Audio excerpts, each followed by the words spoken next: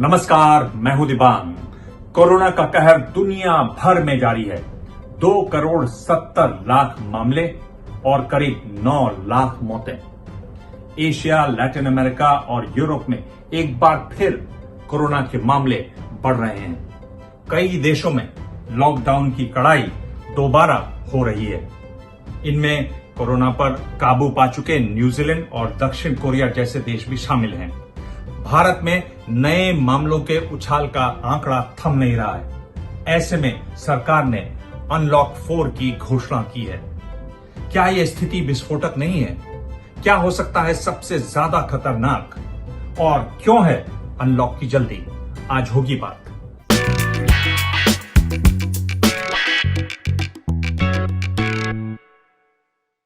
भारत की बात करें तो 7 अगस्त से हर रोज दुनिया में कोविड-19 के सबसे ज्यादा मामले भारत से आ रहे हैं और रविवार को भारत ने अमेरिका का एक दिन का सबसे ज्यादा नए मामलों का रिकॉर्ड पार कर दिया।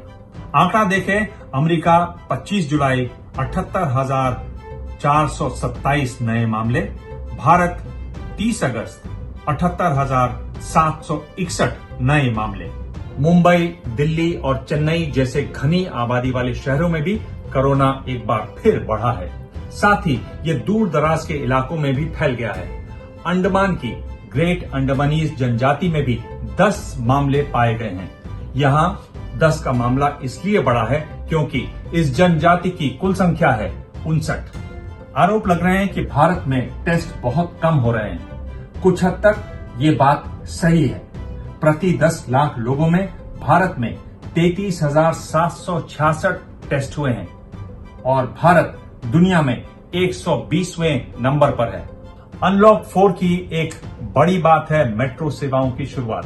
सभी सावधानियां इसमें बरती जाएंगी। लोगों को सहूलियत होगी, खासकर दिल्ली जैसे बड़े शहरों में। इसमें जो सबसे बड़ा खतरा है वो एयर कंडीशनर है। एसी से फैलता है कोरोना और यात्रियों को हो सकता है कोविड-19। तमाम खतरों के बावजूद दिल्ली सरकार बार बार मेट्रो सेवा शुरू करने की गुहार लगा चुकी है। लोगों को आने जाने की सुविधा होगी तो काम धंधा शुरू होगा। दरअसल मेट्रो का शुरू होना मेट्रो के लिए भी बहुत जरूरी है। दिल्ली मेट्रो रेल कॉरपोरेशन ने 50,000 करोड़ रुपए का जापान से उधार लेकर ये सेवा शुरू की है। उसे ये ऋण चुकाना है। इस समय डीएमआरसी को 10 करोड़ रुपए रोजाना का नुकसान हो रहा है। डीएमआरसी का कहना है कि मेट्रो सेवा और बंद रही तो उधार चुकाना मुश्किल होगा। एक और बड़ी बात है कि राज्य अब खुद लोकल लॉकडाउन नहीं लगा पाएंगे। कंटेनमेंट जोन में ही वो ऐसा कर पाएंगे। लॉकडाउन लगाने से पहले राज्यों को केंद्र से अनुमति लेनी होगी। जानकार बता रहे हैं कि लोकलाइज लॉकडाउन की वजह से अर्थव्यवस्था पर खराब असर पड़ रहा था। यानी कुल मिलाकर अनलॉक में कोशिश है अर्थव्यवस्था को खड़ा करने की। और अब एक जरूरी सवाल, बड़ा सवाल कि आंकड़े लगातार बढ़ रहे हैं देश में कोरोना के, तो फिर अनलॉक की क्या जरूरत है?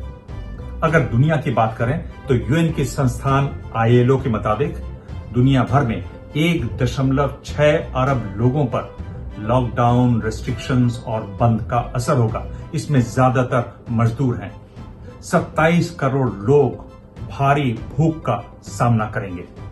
भारत की बात करें, अर्थव्यवस्था की बात करें तो 31 अगस्त को आए जीडीपी के आंकड़े गिरावट 24% की। 1996 से ये आंकड़े आ रहे हैं और अब तक की सबसे बड़ी गिरावट है। जानकार मान रहे हैं कि भारत ने शायद लॉकडाउन समय से पहले लगा दिया। 2 महीने तक सब कुछ बंद। 14 करोड़ लोगों की नौकरियां गईं और काम धंधा चौपट। साफ है कि अनलॉक के बाद बंद पड़ी जिंदगियों को रफ्तार मिलेगी। खपत और कारोबार मंदा पड़ रहा है, इसलिए लॉकडाउन से निकलना जरूरी है। हां, सभी सावधानियों का पालन करना जरूरी होगा। ध्यान रहे, जान है तो जहान है। इस बारे में आप भी अपनी राय मैसेज बॉक्स में छोड़ सकते हैं। आप चाहें तो मुझे ट्वीट करें। ट्विटर पर मैं ज्यादा होता हूं। मेरा हैंडल है @दिबांग, DIBANG। धन्यवाद। एबीपी न्यूज आपको रखे आगे।